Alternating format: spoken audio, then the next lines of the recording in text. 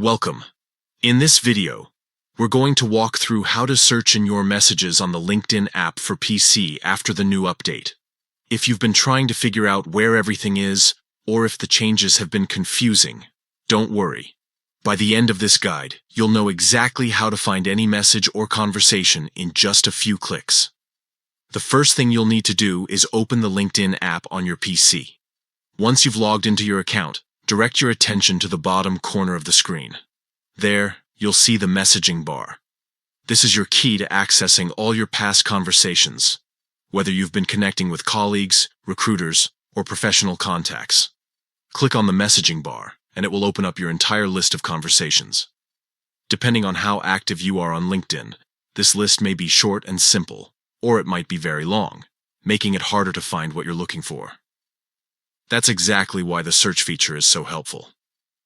At the top of the messaging window, you'll see a search bar. This is where you can type in specific keywords, phrases, or names that you want to find. For example, if you remember discussing an upcoming project with someone but can't remember the exact details, type in the project name. If you're trying to revisit a conversation with a specific person, just type in their name instead. Once you enter what you're searching for, LinkedIn quickly filters through your messages and pulls up the most relevant results.